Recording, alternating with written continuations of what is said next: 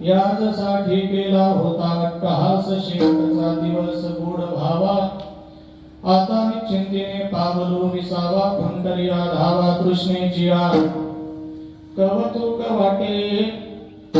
कवतुक वाटे झाली आलेचाचे नाम मंगळाचे ते निगुणे आता निश्चिंतीने पावलो विसावा पंढरीया धावा तृष्णेची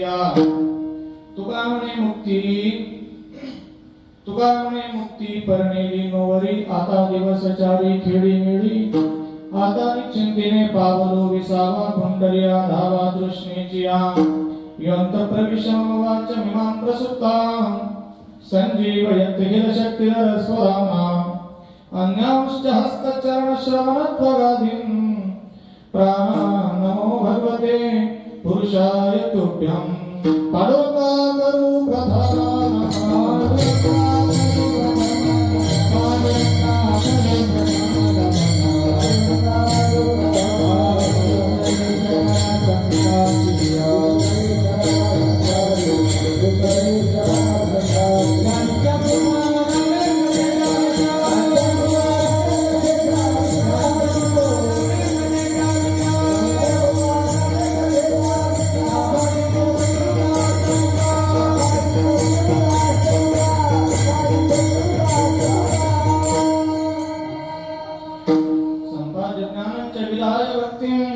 विलोकितोयं समाधिराजः वैराग्यवन्तं सुविचारयुक्तं नमामि जोगं शिरसा गुरुन्तं अलङ्कारपुरीरम्य शिवासनस्थं पदं भोजस्तेजस्फूर्तिप्रदेशं विधिन्द्रादिदेवैः सरास्तूयमानं समाधिस्थमूर्तिं भज ज्ञानदेवं नमो ज्ञानेश्वर नमो ज्ञानेश्वर नमो ज्ञानेश्वर नमो ज्ञानेश्वर नमो ज्ञानेश्वर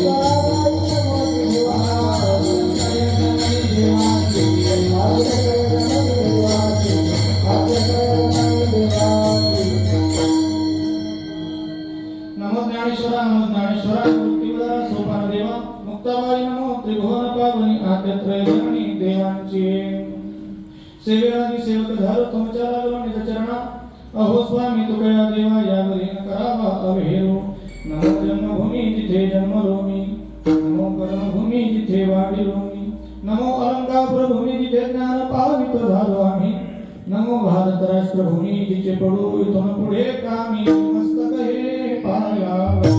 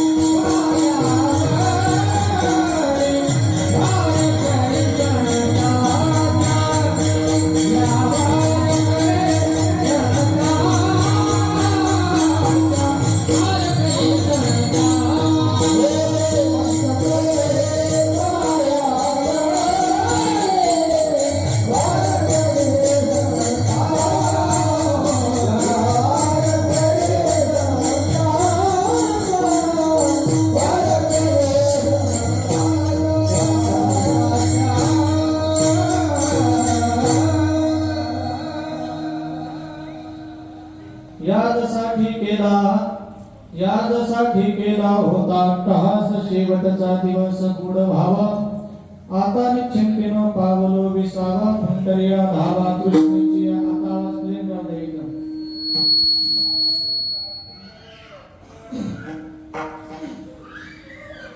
हॅलो यासाठी केला होता अट्टहासा भगवतगुरायांचा 4 चरणाचा जीवनाची पूर्णाहुती झाल्याच्या नंतर साध्यापर्यंत पोहोचल्याच्या नंतर जी परिपूर्णतेची पावती ती त्या पावतीचं प्रतिपादन करणारा आणि जो अट्टहास केला होता तो कसा गोड होतो कशामुळे होतो याचं प्रतिपादन करणारा विठाला विठाला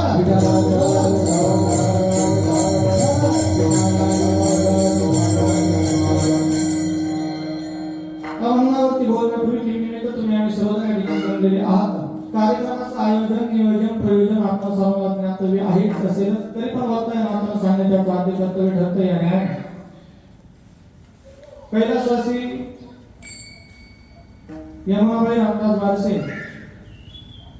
या आजींना इहलोक सोडून परलोकामध्ये जाऊन माझे 1 वर्ष पूर्ण होतंय आणि त्या निमित्तानं हिंदू धर्म कर्मकांड शास्त्र शुद्ध पद्धतीनुसार जे काही पिंड पाडण्याचे प्रकार सांगितले दशपिंडापासून तर श्राद्धाच्या पिंडापर्यंत नंतर जो पितृपक्षातील पिंड असेल हे सगळे पिंड सांगितले. या पिंडांपैकी आज असणारा एक पिंडदानाचा कार्यक्रम या ठिकाणी संपन्न होतोय. त्यामुळे असणारे त्यांचे विद्यमान पती असतील रामदास दादूजी बारसे त्याचप्रमाणे मुलं असतील दिलीप रामदास बारसे बाळासाहेब रामदास बारसे मुलगी असेल सुनीता रमेश शेटे त्याचप्रमाणे सासू असतील जाव असेल रंभाबाई लक्ष्मण बारसे सासू सीताबाई राघोजी बारसे आदी करून पुतणे असतील प्रकाश लक्ष्मण बारसे बापू लक्ष्मण बारसे आणि दत्तात्रय लक्ष्मण बारसे हे जे असणार हा परिवार बाकी नातवंड वगैरे सुना असतील त्या संपूर्ण परिवाराच्या संयुक्त विद्यमाने हे कार्यक्रमाचं आयोजन नियोजन प्रयोजन आहे. या निमित्ताने असणारी हरी कीर्तनाची सेवा सेवेकरता निवडलेला अभंग जगद्गुरु श्रीमंत श्री तुकाराम महाराजांचा 4 वडिलांचा आहे.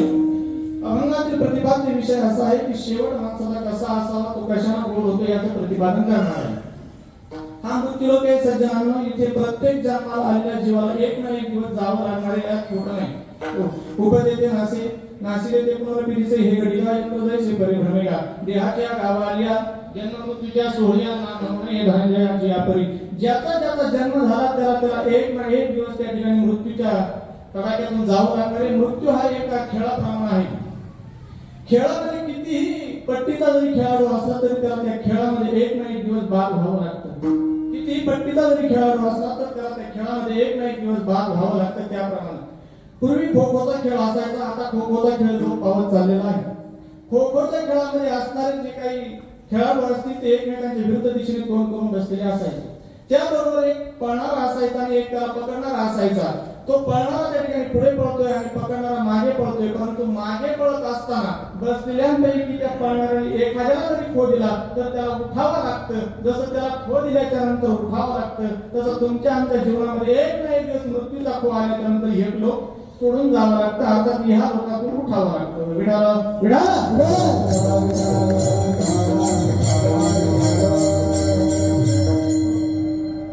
आयुष्य हे 3 प्रकारच्या पानाप्रमाणे आहे. मनुष्याचं आयुष्य 3 प्रकारच्या पानाप्रमाणे आहे. त्याचं पहिलं पान हे जन्माचं आहे आणि शेवटचं पान हे मृत्यूचं आहे. आणि मधलं जे पान आहे हे मधलं पान हे संपूर्ण जीवनाचं आयुष्य असणार आहे. त्यामुळं कर्मामध्ये बदल करता चालणार नाही. ज्या घराण्यामध्ये आपला जन्म होणार तो त्या घराण्यामध्ये होणारच ते पान तसं निघणार आहे. ज्या मुलाशी मुलीशी आपला विवाह होणार आहे तो तिच्याशीच होणार आहे त्यात बदल चालत नाही. आणि ज्या जागेवरती आपल्याला मृत्यू येणार आहे त्याच जागेवरती येणार आहे. मरणाचा तुम्ही दिवस चुकू शकता मरणाची वेळ चुकू शकता मरणाची जागा चुकत नाही. उदाहरण सगळ्यांना माहिती आहे तुम्ही जागा चुकू शकत नाही. मग तुम्ही म्हणाल जर आम्ही देवाकडे एखादा श्वास मागितला या श्वास तर देव आम्हाला देत का नाही याचं कारण असं आहे सज्जनांनो तुम्ही मरणाची वेळ चुकू शकता दिवस चुकू शकता म्हणजे तुमचं मरण तुम्ही पुढे ढकलू शकता. हे कशाच्या बळावरती 1400 वर्ष जगणारा चांगदेव कशामुळे 1400 वर्ष जगला. 100 वर्षाच्या आयुष्यामध्ये चांगदेव महाराज 1400 वर्ष जगले तर त्याचं एकच कारण होतं फक्त योगाच्या बळावरती. योगाला श्वास ज्यावेळेला श्वासावरती नियंत्रण केलं जातं कारण आपलं आयुष्य श्वासावरती आहे दिवसांवरती नाही. ज्या दिवशी तुमचा श्वास संपणार त्या दिवशी हे रोग सोडायचा आहे. विढाला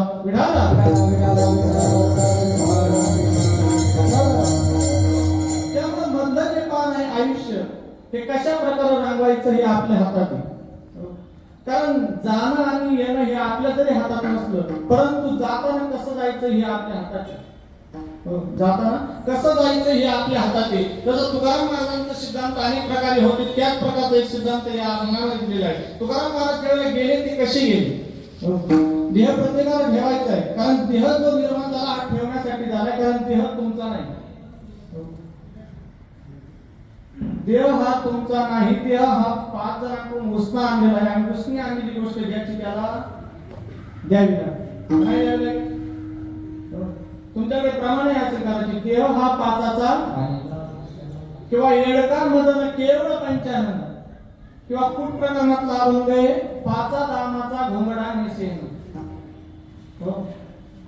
हे 5 जणांचं शरीर आहे, ज्याचं त्याला द्यावं लागतं, तुमचं नाही. हे कोणाकडून आले? पंचमहाभूतांत असणारे शरीर आहे, पृथ्वी आप तेज वायू आकाश. या 5 तत्वांपासून हे शरीर निर्माण झालं. ज्या वेळेला आईच्या उदरामध्ये जीवात्मा प्रवेश करत होतो त्यावेळेला आकाश मंडळातून 5 तत्व याद ठेवा. यांच्या लाईन लागत चालते, तुमच्या लावून घ्या. जे 5 तत्व आहेत, आकाश मंडळातून ज्यावेळेला जीवात्मा निघतो त्यावेळेला पहिल्या तत्वाचा त्याला स्पर्श होतो आकाश मंडळ. आकाश मंडळातून निघाल्यानंतर आईच्या उदरामध्ये जे बाळ वाढत असतं त्याच्या शरीरामध्ये जीवात्मा ज्या वेळेला जातो, आकाश मंडळातून निघाल्यानंतर या वातावरणात येतो, वायुमंडळामध्ये येतो, त्याचा 2 नंबरच्या क्रमांकाला त्याला स्पर्श होतो वायू तत्वाचा. नंतर तो आईच्या उदरामध्ये जे बाळ असतं त्याच्या हृदयामध्ये ज्या वेळेला जातो त्यावेळेला त्या ठिकाणी तिसरं जे तत्व आहे अग्नीचं. कुठलाही अर्भक असू द्या, जीव असू द्या, त्याला गर्भात जरी असणार, जमिनीवरती जरी जन्माला आलेला असला तरी त्याला स्वतःच शरीर पोहोचवण्यासाठी अन्नाची गरज आहे.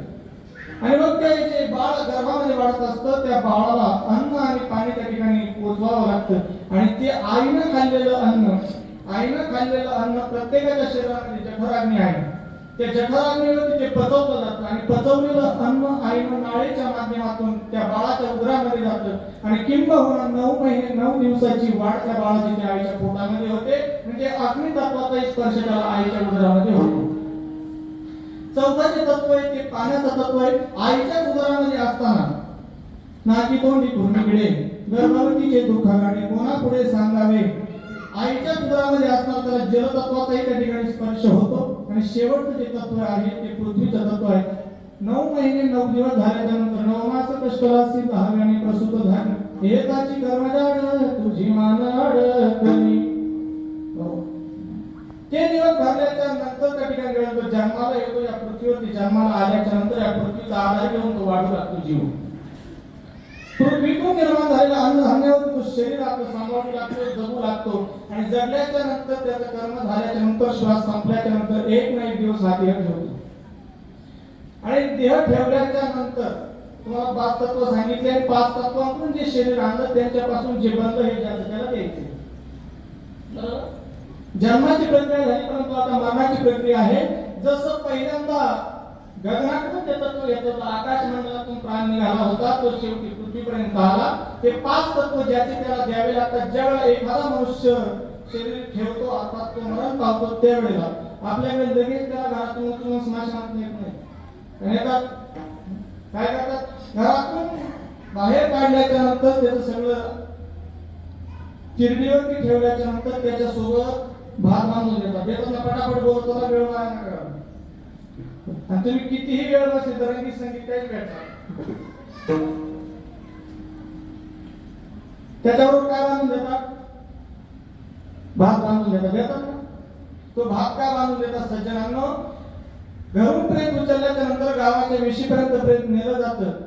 जे प्रेत पेटवायला चालवलंय ते प्रेत काही 60, 70, 80 वर्ष या पृथ्वीतून निर्माण झालेल्या अन्नधान्यावरती वाढलेलं असतं. शब्द नीट ऐकले तर कळतील. पृथ्वीतून निर्माण झालेल्या अन्नधान्यावरती शरीर वाढलेलं असतं. आणि म्हणून जाताना त्या प्रेताबरोबर भात बांधून देतात. आणि ज्या वेळेला प्रेत खाली टेकवलं जातं त्यावेळेला तो भात जमिनीला सोडतात. परंतु मी मागाशी शब्द बोलून गेलो, पृथ्वीतून निर्माण झालेल्या अन्नधान्यावरती शरीर वाढलेलं असतं. मग मला एक सांगा, जो भात बांधून देतात त्या भातामध्ये मीठ असतं का? काय असतं? शब्द तेवढाच आहे. परत पुन्हा सांगतो, पृथ्वीतून निर्माण झालेल्या अन्नधान्यावरती शरीर वाढलेलं असतं. मीठ हे पृथ्वीतून निर्माण होत नाही, म्हणून त्या भातामध्ये मीठ नसतं. तो त्या ठिकाणी भात जमिनीला सोडायचा, ते शरीर ते प्रेत त्या ठिकाणी जमिनीला टेकवायचं आणि त्या पृथ्वीला सांगायचं तुझ्यावरती वाढलेलं हे शरीर होतं, हे तुझ्या आधाराने आतापर्यंत जगलं, तुझ्या उपकारातून उतराई होण्याकरता, तुझ्यातून निर्माण झालेल्या अन्नधान्याची उपकारातून उतराई होता हा भात तुला ठेवून हे शरीरही तुला अर्पण करून त्या ठिकाणी पुन्हा ते प्रेत उचललं जातं, अर्पण करताना सांगितलं जातं हे पृथ्वीचा तत्व पृथ्वीला अर्पण. विढाल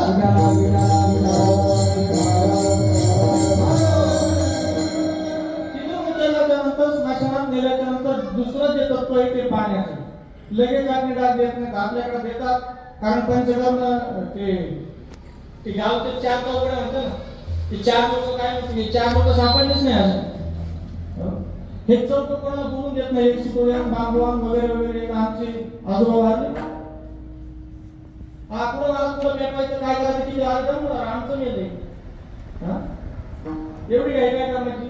त्याच्यामुळे महाराज कर्म करताना दुसरं जे तत्व आहे ते पाण्याचं तत्व आहे आणि पाण्याचं तत्व देताना त्या ठिकाणी अगोदर आपण अग्नी देतो, परंतु पाण्याचं जे तत्व द्यायचं असतं ज्याचे जे कोणी वारस असतील त्या वारसाने ते घागर भरून घ्यायची, खांद्यावरती फिरविला घट फोडीला चरणी महावाक्य ध्वनी बोंब झाली. ती घागर भरून घेतल्याच्या नंतर शहाण्या माणसाने हातात एक दगड घ्यायचा, त्या दगडाला त्याला छिद्र पाडायचं आणि त्या प्रेताला 3 किंवा 5 प्रदक्षिणा मारायच्या आणि उत्तरेकडे तोंड करून ती घागर फोडून द्यायची. पाण्याचं तत्व पाण्याला देऊन टाकायचं. तिसरं जे तत्व अग्नीचं, नंतर त्याच वारसाला ज्याला पाणी पाजले आता त्याचे जे वारस असतील त्यांना त्या ठिकाणी त्या प्रेताला अग्निडाग द्यायचा आणि अग्निडाग देतानाही त्याला सांगायचं अग्नी मी जरी पृथ्वीतून निर्माण झालेला अन्न धान्यावरती जगलो होतो, परंतु माझ्या शरीरामध्ये पचवण्याचं काम जठर अग्नीने केलंय. शरीरामध्ये पचवण्याचं काम जठर अग्नीने केलंय आणि म्हणून त्या ठिकाणी हा अग्नीचा उपकारातून उतराई होण्याकरता आणि आईच्या उदरामध्ये सुद्धा असताना नाळेच्या माध्यमातून जठर अग्नीवरतीच हे अन्न पचवलं होतं आणि म्हणून त्यातून उतराई होण्याकरता हे अग्नीचं तत्व अग्नीला देताना प्रेताला जो अग्नी देतात त्याला काय म्हणतात, प्रेताला जे अग्नी दिले जातात त्याला 2 प्रकारचे अग्नी असतात. बाप जर असेल तर भडाग्नी म्हणतात आणि आई जर असेल तर त्याला मुखाग्नी म्हणतात. ज्या अर्थानं त्या ठिकाणी बाप असो किंवा आई असो त्या प्रकारचा भडाग्नी किंवा मुखाग्नी देऊन त्या ठिकाणी अग्नीचं तत्व अग्नीला देऊन टाकायचं असतं. तुमचं काम झाल्याच्या नंतर तुम्ही त्या ठिकाणी प्रेताला प्रदक्षिणा मारून तुम्ही निघता घालत फुटल्याच्या नंतर 2 प्राण उरले, 2 तत्व उरले जातात. ते 2 तत्वे जोपर्यंत ज्याचे त्याला जात नाही तोपर्यंत पूर्ण पंचप्राणासहित जीवात्मा भगवंतापर्यंत पोहोचत नाही. तिसरं जे तत्व होतं ते वायूचं आणि वायूचं जे तत्व होतं सज्जनांनो हे वायूचंही तत्व वायूला द्यावं लागतं आणि वायूचं तत्व वायूला देत असताना तुम्ही निघून आलेले असतात, परंतु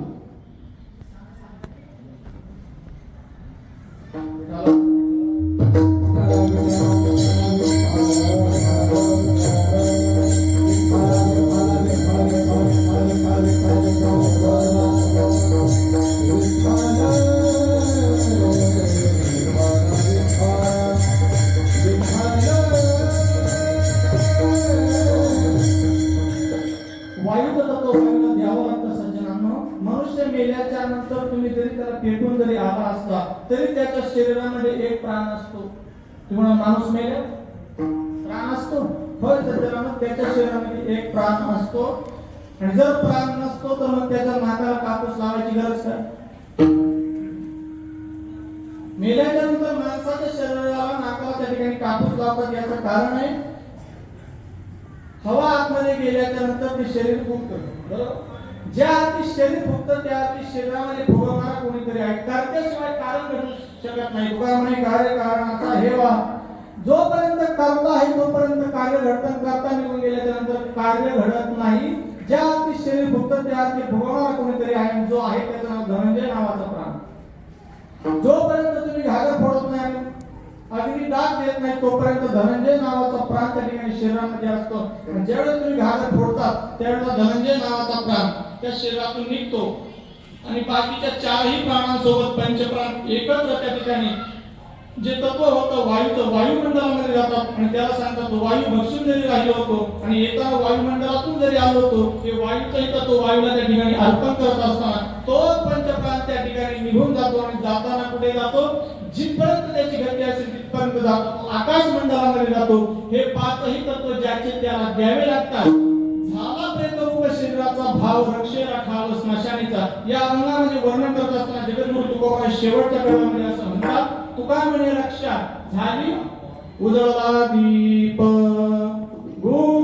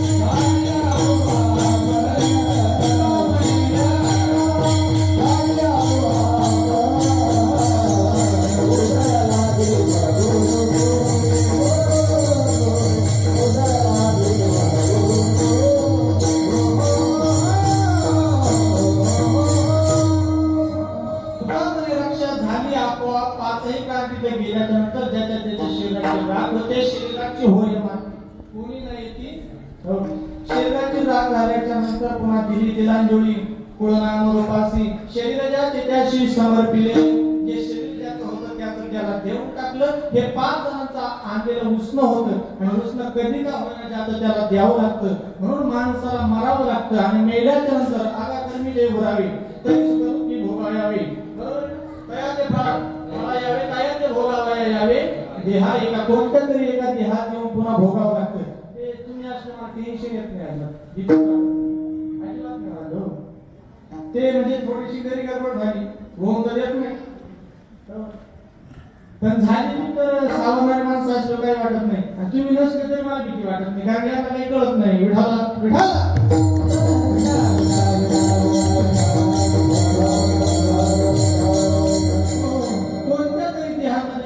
यावर आपला जन्म घेणे लागे वासनेच्या संगे प्रमाण आपला सर्वांना पाठवत आहे. जळभरत राजा हरणीगर भागेला घाला तो घातला. वासनेमुळे जन्माला यावं लागतं आणि पुन्हा पुन्हा मारावं लागतं. हे सगळं झालं मारावं लागतं जन्माला यावं लागतं. किती वेळा जन्म यावे किती व्हावे फजिती किती वेळा जन्माला यायचं किती वेळा मारायचं याच्यासाठी जीवनाचा काही परिक्रम त्या ठिकाणी सांगितलेला आहे. परंतु तो परिक्रम जीवन जगत असताना कसा जगायचा याचं उदाहरण तुकाराम महाराज आज देतात. या अभंगाच्या माध्यमातून देतात. कुठलाही जीव असू द्या त्याला त्या ठिकाणी अट्टहास करावा लागतो जीवन जगण्याकरता. कुठल्याही गोष्टीचा अट्टहास जोपर्यंत करत नाही तोपर्यंत तो आपल्या गंतव्यस्थानापर्यंत पोहोचत नाही. अनेक प्रकारची उदाहरणं मी आपल्या सर्वांच्या समोर सांगू शकतो. वारकरी संप्रदायामध्ये सुद्धा अनेक संतांनी त्या ठिकाणी अट्टहास केला. नामदेव महाराजांचा अट्टहास ज्यावेळेला वाल्मिकी ऋषींना वाल्याकडून 100 कोटी श्लोकांचं रामायण लिहिलं त्यावेळेला नामदेवरायांनी अट्टहास केला अर्थात प्रतिज्ञा केली देवा एका चोराकडून गुंडाकडून दाखवून त्या ठिकाणी तुझं कवित्व करून घेतो. 100 कोटी श्लोकांचं रामायण तू त्या ठिकाणी एका चोराकडून करून घेतो दाखवून करून घेतो. आणि मी काय पाप केलंय मी सुद्धा आज प्रतिज्ञा करतो की मी तुझे 100 कोटी अभंग लिहिल्याशिवाय मरणार नाही. 100 कोटी तुझे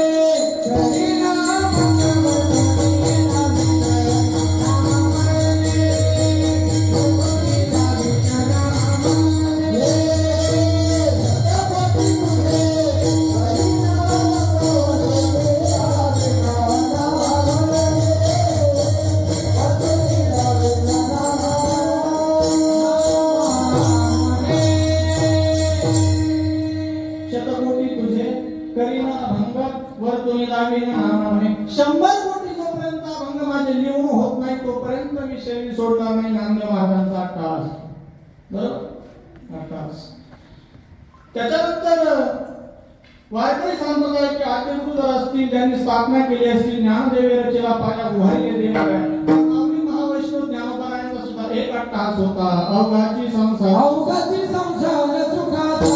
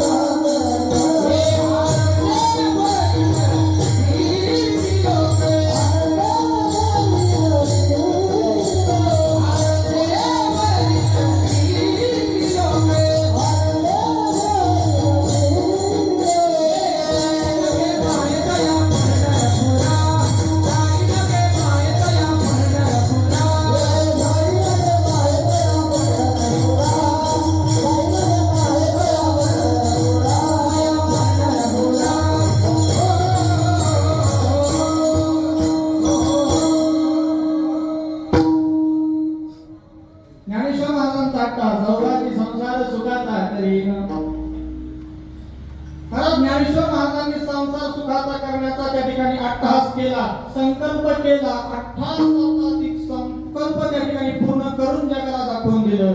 आजी संसार सुफळ झाला गे माये,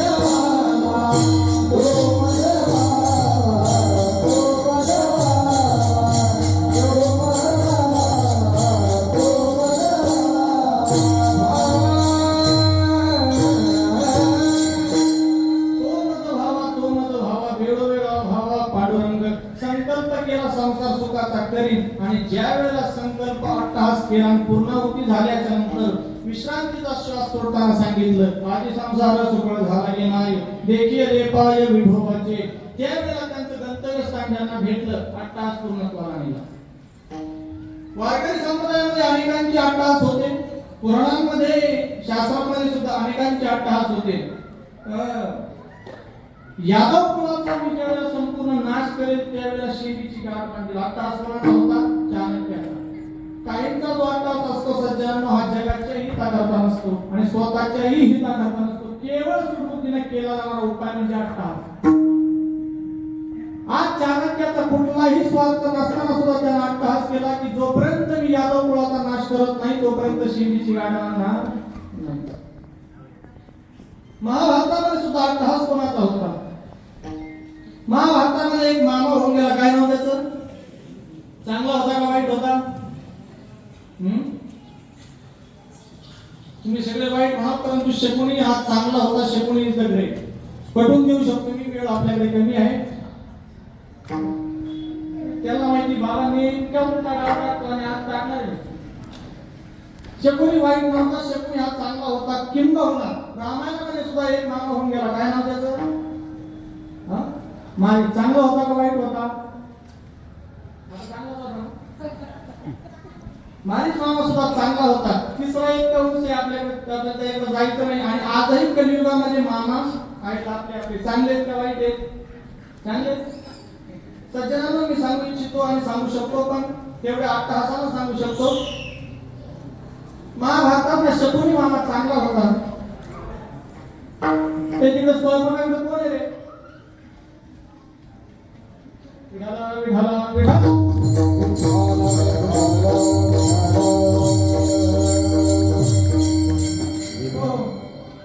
महाभारतामधला शकुनी चांगला होता. रामायणामध्ये एक मामा झाला, त्याचं नाव मारीच. तो शकुनीपेक्षाही चांगला होता. कंस तिकडे प्रवास करायचा नाही. आणि आजही कलियुगामध्ये मामा आहेत तर या सगळ्यांपेक्षा ते तीनही मामा चांगले होते. परंतु सगळ्यात वाईट जर मामा कोण म्हटलं तर आजचा कलियुगात आहे सज्जनांना. पटवून द्यायला किंवा अर्धा पाऊण तास लागेल, परंतु एवढी युक्ती न वापरता अर्ध्या मिनिटामध्ये पटवून देतो. आजही आपल्याकडे मुलगा जन्माला आल्यानंतर वर्षाचा झाल्यानंतर त्याचे काय केले जातात? वाढदिवस केले जातात. फोटो सुटले जाते. वाढदिवस ज्यावेळेला केले जातात त्यावेळेला ते मुलगा कोणाच्या मांडीवरती असतं? मामाच्या. बोलत कोणाच्या मांडीवरती असतं? बरोबर आहे ना? मामाच्या मांडीवरती असतं. त्याच्या पुढे ते काही ठेवलेलं असतं. त्याच्या हातामध्ये एक सुरी असते. आणि वाढदिवस करण्याची जी पद्धत आहे ना सध्या, 800 दिवस असतो आयुष्यातला. लोकांना आजपर्यंत कळालं नाही. ही पाश्चात्य संस्कृती ज्यावेळेला तुम्हाला घालून दिली त्यावेळेला तुम्ही खुशाल ती डोक्यात घेतली आणि आज जीवन जगताय सज्जनांनो. तो वाढदिवस नाही, तो क्षय दिवस आहे. 9व्या अध्यायामध्ये ज्ञानेश्वर महाराज वर्णन करतात त्या वाढदिवसाचं. जवळजवळ बाळ बळीया वाढे, भूते नाचती कोडे, आयुष्य निमाले थोडे आतुलीकडे. अरे आयुष्य थोडं राहिलं, तू वाढदिवस साजरे करतोय सज्जनांनो. आयुष्य एक ना एक दिवस त्या ठिकाणी मरणाकडे चाललंय. आपण म्हणतो मरण आलं, मरण येतच नाही. आपण 80 वर्ष जगून प्रवास करून मरणापर्यंत पोहोचतो. पंढरपूर आलं, पंढरपूर येतच नाही. इथून गाडीत बसल्याच्या नंतर 400 किलोमीटरचा प्रवास करून आपण पंढरपूर पर्यंत जातो. मग म्हणतो पंढरपूर आलं नाही का, तिथेच आहे. आपण तू प्रवास करून तिथपर्यंत गेला. तसं मरण येत नाही. 80 वर्षाचं आयुष्य जगून इथून प्रवास करून तू तिथपर्यंत जातो वाढदिवस साजरे करून, पण तुझ्या कधी भल्या माणसं लक्षात आलं नाही अक्षय दिवस आहे. जवळजवळ बाळ बळीया वाडी भूते नाचती घोडे आयुष्याने मारे थोडे आतुरेकडे विढाला विढाला विढाला विढाला.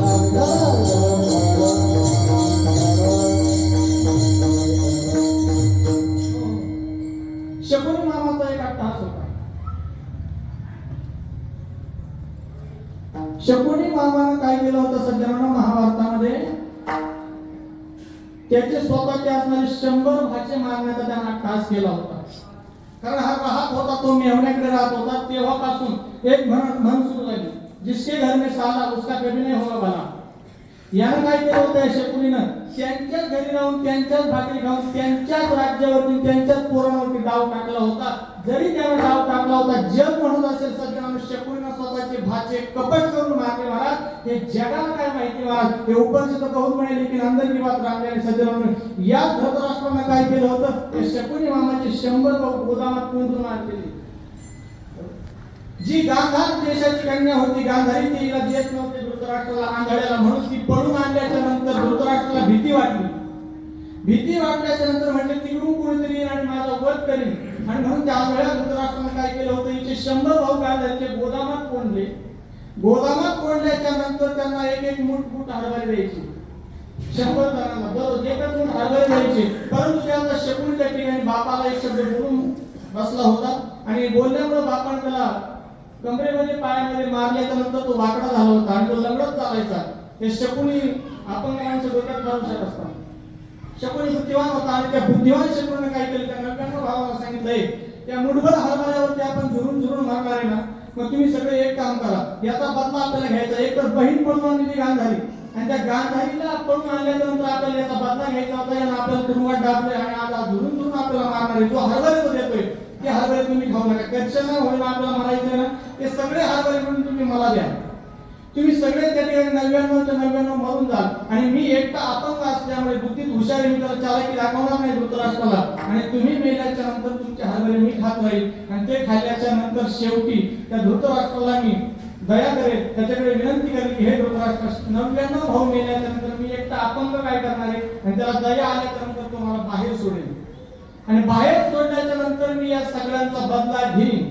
ही प्रतिज्ञा त्याने केली होती सज्जनांनो. हे सगळे मेले, त्याने ती प्रतिज्ञा केल्याच्या नंतर शकुनी मामाने विनंती केली, मला बाहेर सोडा, मी तुमचं काहीच करू शकत नाही. उलट हे धृतराष्ट्र, तुम्हाला जसं वाटतं तुमचे 100 पोरं तुमच्या समोर असावेत ना, तसं मलाही वाटतं माझे 99 भाऊ माझ्या डोळ्याला एकदा मरण पावले, परंतु मलाही माझ्या जीवाचं मनोरंजन हवं असं कोणीतरी असावं असं वाटतंय. परंतु आता ते तर गेले, परंतु तुझ्या 100 पोरांमध्ये मी राहू शकतो. त्या धृतराष्ट्राला दया आल्याच्या नंतर त्याला बाहेर सोडलं, आणि नंतर त्याला एक करून डाव टाकायला सांगितला. हा शकुनी दिसायला तरी कौरवांच्या बाजूला होता, परंतु अंतर्गत हात मिळवून कृष्ण प्रमाण कशी होती. कौरवांच्या पक्षामध्ये काय काय होतं हे सगळं कृष्णाला सांगणारा शकुनी होता, आणि त्या पद्धतीने कृष्णाला तिकडे योद्धा पाठवायचा, आणि ती सगळी शाळा करून त्याचा अट्टहास होता की मी संपूर्ण माझे जसे 100च्या 100 भाऊ माझ्या डोळ्यात देखत मेलेले मी पाहिले, त्याचप्रमाणे या आंधळ्याचेही 100 पोरं याच्या डोळ्यात देखत मारीन, तेव्हा मी राहील. हा त्याचा काय होता अट्टहास. परिणाम हे सगळं कनेक्शन बिल्डिंग झाल्याच्या नंतर कृष्ण काय सांगायचं, शकुनी काय सांगायचं, त्या पद्धतीने डाव टाकला जायचा. शेवटी 11 दिवसाचं युद्ध झालं, आणि 18व्या दिवशी त्या ठिकाणी सगळे कौरव मेले. मारले की नाही त्याने कौरव. हा काय होता, त्याचा अट्टहास होता, परंतु कशा करता होता, सूडबुद्धीने घेतला जाणारा विचार. स्वतःच्या हिता करता नाही, जगाच्या हिता करता नाही, हा त्याचा अट्टहास. गीतेमध्ये सुद्धा एक अट्टहास होता. गीतेमध्ये अट्टहास कोणाचा, 18 दिवसाचं युद्ध ठरलं. अर्जुनाच्या रथावरती कृष्ण सारथी झाले, आणि रथ मध्यभागी आला युद्धाच्या, आणि आल्याच्या नंतर म्हणजे आता युद्ध कर. त्यावेळेला समोर सगळे द्रोणाचार्य, कृपाचार्य, भीष्माचार्य सगळे बघितल्याच्या नंतर अर्जुनाच्या हातातलं धनुष्य हळूहळू खाली सुटायला लागलं. गुरुन हत्वा ही महानुभावान, हे देवा, हे ज्यांच्याकडून मी विद्या शिकलो त्यांच्यावरती ते धनुष्य धरायचं मला पाप लागेल. त्यावेळेला त्यांनी सांगितलं धर्माची पाठी सांगू नको. आणि ज्या वेळेला ते बोलत होते त्यावेळेला अर्जुनाची जी अवस्था होती ती गीता म्हणजे भगवंतानं वर्णन करून सांगितलेले. वेपतुष्ट शरीरे में रोमहर्षश्च जायते, अंगाचा थरकाप होत होता, आणि ती अवस्था त्या ठिकाणी ज्या वेळेला झाली, धनुष्य खाली पडलं, परंतु त्यालाही धीर देऊन अट्टहास केला कृष्णाने की हे अर्जुना, यांचाही आपल्याला बदला घ्यायचा आहे, कारण कर्ण मारायचं आहे, एका गोमातेचा शाप पूर्ण करायचा आहे, हा माझा अट्टहास आहे. म्हणून महाभारताचं युद्ध करायला लावणारा सुद्धा अट्टहास कोणाचा होता? कृष्णाचा होता. होता की नाही देवाचा अट्टहास? महाभारतातला अट्टहास. रामायणामध्ये सुद्धा अट्टहास आहे. रामाच्या वियोगामध्ये माझे प्राण जाणार आहे, म्हणून तू रामाला वनवासाला पाठवू नको. त्यावेळेला कैकेयी करे तुमचे प्राण जरी गेले तरी राम वनवासालाच पाठवावा लागेल. हा काय कैकेयीचा अट्टहास आहे सज्जनांनो. पुढे तिचं कर्म चांगलं वाईट तिच्यावर रामायण घडलं हा भाग नंतरचा, परंतु अट्टहास आणि कैकेयीला ही बुद्धी का सुचली असेल सज्जनांनो? थोडासा आंतरिक विषय कोणापर्यंत हा कदाचित प्रसंग माहिती नसेल सज्जनांनो. जेव्हा कैकेयी तिच्या आईच्या पोटात होती, अट्टहास शब्द सांगतोय, ज्यावेळेला कैकेयी तिच्या आईच्या पोटात होती त्यावेळेला तिच्या आई वडिलांचं नाव आहे मानव देशाचा राजा, त्याचं नाव अश्वपती आणि त्याची असणारी पत्नी मालती. त्यावेळेला अश्वपतींनी भगवंताची सेवा केली, वर्षा ऋषींची सेवा केली. वर्षा ऋषी प्रसन्न झाल्याच्या नंतर त्यांनी त्याला वरदान दिलं होतं अश्वपतीला की तुला प्राण्यांची भाषा कळेल, पक्ष्यांची भाषा कळेल. त्यांचा विवाह झाला, लग्न वगैरे झाल्यानंतर मालती गरोदर राहिली. गरोदर राहिल्याच्या नंतर एक दिवस ती गेली फिरायला गार्डन मध्ये. गार्डन मध्ये फिरत असताना एका तळ्यामध्ये ती हंस आणि हंसिनी त्या ठिकाणी दोघांमध्ये चर्चा करत होती. ती चर्चा अश्वपतीने ऐकली. त्याला वरदान काय होतं? तुला पक्ष्यांची भाषा कळेल. ती राजहंसाची असणारी चर्चा त्या ठिकाणी अश्वपतीने ऐकली आणि अश्वपती हसले. हसल्यानंतर मालतीने विचारलं का हसले तुम्ही? म्हटले हसलो असत. म्हटले का हसले? अट्टहास. स्त्री हट्ट फार बेकार असतो. तुम्हाला अनुभव नाही अजून, आम्हाला काय अजिबात नाही. विठाला विठाला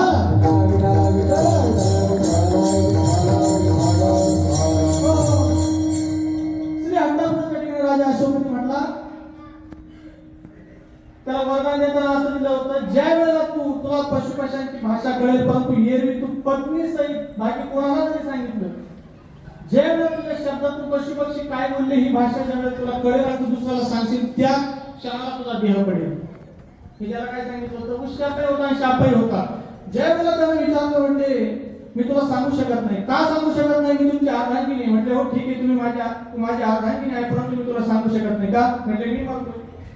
म्हटले मेले तरी चालेल. शब्द नीट ऐका, ते पुढे कसे आले? तुम्ही मेले तरी चालेल, परंतु पक्षी काय बोलले, ते राजहंस काय बोलले आणि तुम्ही का हसले हे मला कळलं पाहिजे. नाही सांगू शकत. का नाही सांगू शकत? माझा प्राण जातोय. ती पुन्हा पुन्हा म्हणायची मेले तरी चालेल, परंतु मला ते वाक्य ऐकायचंय. त्यावेळेला शेवटी त्या वनामधून अश्वपतींनी कैकेयीची असलेली माता मालती तिला घरी आणलं आणि घरी आणल्यानंतर तिला पुन्हा तोच अट्टहास केला. काय बोलले पशु? काय बोलले पक्षी? सांगणार आहेत का? हे ज्यावेळेला सांगणार नाही त्यावेळेला सांगितलं, म्हटले माझे प्राण जाणार आहे तुला सांगितल्यानंतर. फुकट नाही तिच्या पुढे कैकेयी जन्माला आली भाऊ. सांगितल्यानंतर तुमचे प्राण गेलेले मला मंजूर आहे, परंतु राजहंस आणि हंसिनी काय बोलले हे मला कळालं पाहिजे. आणि म्हणून त्या ठिकाणी ते म्हटले मी सांगू शकत नाही, कारण माझा जीव धोक्यात आहे. जीव धोक्यात म्हटल्यानंतर नाही सांगत, मी आत्महत्या करतो. घेतलं रॉकेल उठून. ज्यावेळेला मालतीनं स्वतःच्या अंगावरती रॉकेल वरून घेतलं, दिवस मावळतीला गेलेला होता. इतक्यामध्ये वर्षा ऋषींचं आगमन झालं आणि वर्षा ऋषी ज्यावेळेला आलेकडे राजाकडे बघितलं, अश्वपतीकडे म्हणले ते राजाकडे एवढ्या चिंतेत का? त्यावेळेला राजाने सांगितलं, म्हटले तुम्हाला रॉकेलचा वास आला नाही का महाराज? आत्महत्या करते. म्हटले का? तुम्ही सांगितलं ना पशुपक्ष्यांची भाषा कळेल, परंतु सांगितल्यानंतर मृत्यू होईल. म्हटले हो. तिने विचारलं, म्हटले का हसले? मी सांगितलं नाही. मग ती म्हणते आता सांगा. आणि सांगा तर मी म्हणतोय. म्हटले मग एक काम कर ना, आता एवढं सोपं आहे ना. ती आत्महत्या करायला लागली ना, एक काम कर. अरे आत्महत्या जरी करीत असली तरी सुद्धा राजा तिच्या उदरामध्ये एक अर्भक आहे आणि किंबहुना ती कन्या आहे. स्त्री भ्रूण हत्या, स्त्री मारणं, बाई मारणं हे ब्रह्महत्येचं पातक आहे सज्जनांनो. आणि जयदेशी ब्रह्महत्या घडे, तयदेशी पर्जन्यानं पडे. आता हे थोडंसं विषयांतर होईल. विढाला विढाला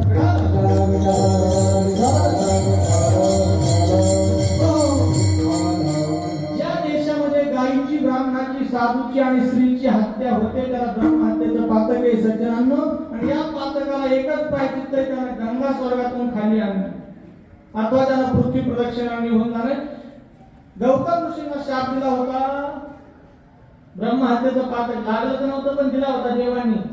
आणि म्हणून त्याला ती पृथ्वी प्रदक्षिणा मारायला हवी. त्यावेळी त्यांनी गायीनी प्रदक्षिणा मारली, सांगितलं पृथ्वी प्रदक्षिणाचं पुण्य मला मिळालं सज्जनांना. आणि म्हणून त्यावेळेला अश्वपतीने सांगितलं हिच्या पोटामध्ये एक अर्भक जर कदाचित ती जर कन्या असली, हिनं जर आत्महत्या केली तर मला ब्रह्महत्याचं पाप लागेल. आणि ज्या देशामध्ये ब्रह्महत्या करते त्या देशामध्ये पाऊस पडत नाही, आणि पाऊस जर पडला तर देश राहत नाही. हा त्याचा सिद्धांत आहे सज्जनांनो. त्यावेळेला वर्षा ऋषींनी सांगितलं, म्हणजे चिंता करू नको, तिला आतापासून तर अजून 6 तास गोड बोलून हिला वनामध्ये घेऊन जा. आणि तिला सांग की हे जे सांगायची जी वेळ आहे ही बरोबर रात्री 12 वाजताची. म्हटले हा? म्हटले हो. म्हटले का 12 वाजता हिचं बाळंतपणाची वेळ आहे. आणि ज्यावेळेला ही बाळंतपण होईल त्यावेळेला हिला तिकडे घनदाट वनामध्ये तशीच सोडून दे. आणि ती जी जन्माला येणारी कन्या आहे ती माघारी घेऊन आली. ती माघारी घेऊन आली. परिणाम तिचं नाव कैकई. परंतु राजाने विचारलं, म्हटले ही जी कैकई आहे ही मुलीचा सांभाळ करून करेल. म्हटले तिची जी दासी आहे मालकीची, तिचं नाव मंतरा ही कैकईची दासी नाही, ही मालकीची दासी. आणि म्हणून कैकईचं ज्यावेळेला लग्न झालं त्यावेळेला सप्रेम भेटीमध्ये मंतरा आलेली.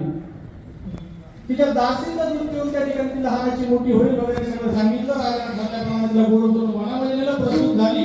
आणि प्रसूत झाल्यानंतर ती मुलगी घेऊन राजा अश्वपती घरी आला. आणि त्या पत्नीला त्या ठिकाणी सोडून दिली हिंसपशेच्या ताब्यामध्ये. म्हणजे काही पाप लागणार नाही आणि त्या ठिकाणी तिचा वध झाला. परंतु गर्भामध्ये असताना आईनं जो अट्टहास केला होता, शब्द पुन्हा मागायची नीट ऐका, मेले तरी चालेल परंतु माझा अट्टहास हा आहे की पशु पक्षी काय बोलले हे मला तुम्ही सांगा. तेच गर्भावरती संस्कार झाले होते. कैकई पोटात असताना जन्माला आल्याच्या नंतर एक दिवस राजा दशरथाला त्या ठिकाणी ती सांगू लागली, तुमचे प्राण जरी गेले तरी चालतील परंतु राम वनवासाला गेलाच पाहिजे आणि भरत राज्यावरती बसलाच पाहिजे. हा अट्टहास कोणाचा होता? विठाला.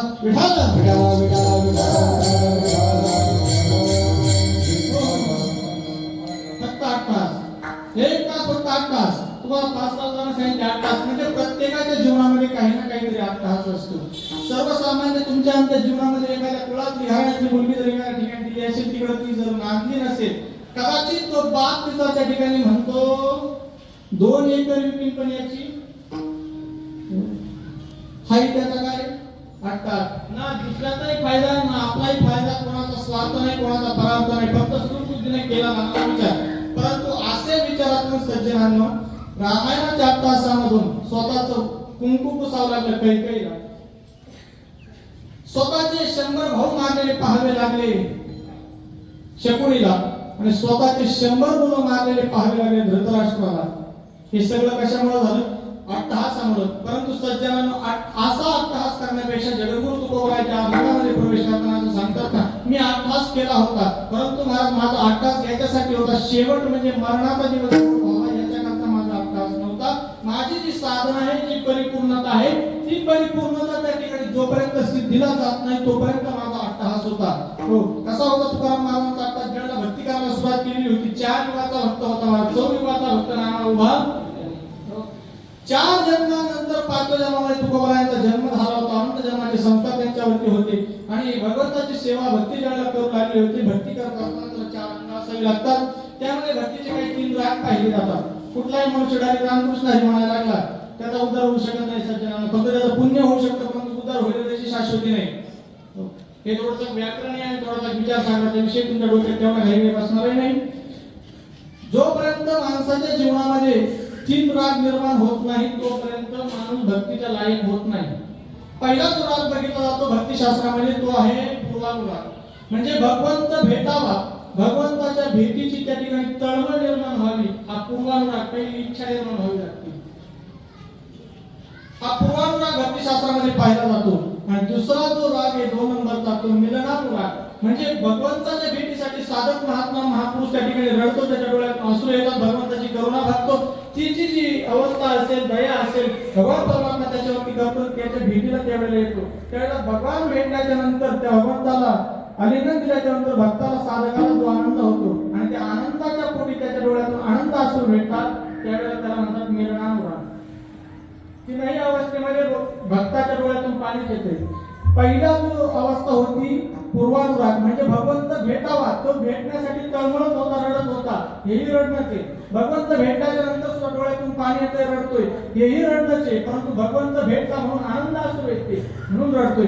त्याला भगवंताने विचार म्हणजे काय होतो आता म्हटले आता तुम्हाला भेटला हे आनंद असतो ठीक आहे भगवंत भेटून झाल्याच्या नंतर त्याला काय पाहिजे ते दिल्याच्या नंतर भगवंत निघून जातो आणि तरी सुद्धा तो साधक महापुरुष महात्मा त्या ठिकाणी पुन्हा रडतो याला काय म्हणतात विरहीन काय होतं आपण देवाला विचारलं म्हणजे देवा तुम्ही भेटले परंतु आता निघून गेले तुमचा झालेला विरह आहे म्हणून माझ्या डोळ्यात आणि हे जोपर्यंत 3 राग आपल्या जीवनामध्ये येत नाही तोपर्यंत तुम्ही भगवंतापर्यंत सज्जन कधीच पोहोचू शकत नाही कितीही जरी भक्ती केली तरी हो स्वामींच्या भाषेत सांगायचं म्हटलं तर कहा आहे तो कहा नाही केला आहे तो कुछ नाही काहीच भेटू शकत नाही सज्जनांनो आणि म्हणून हे 3 राग त्या ठिकाणी तुकाराम महाराजांच्या जीवनामध्ये उत्पन्न झाले हळूहळू भक्ती करू लागले गावच्या लोकांनी त्रास द्यायला सुरुवात केली गोपाला पाटील गावीचे हे लोक त्याच्यानंतर खायला सुद्धा काही राहिलं नाही काय खावे आता कोणी बने जावे काय खावे आता कोणी करे जावे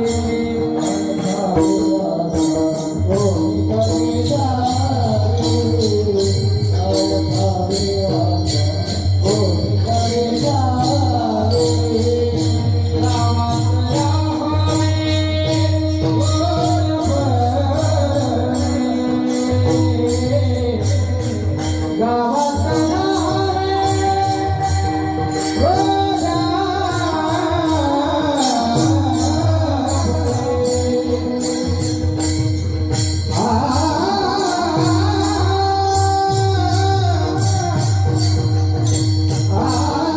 जावे खावे आता कोणी करे जावे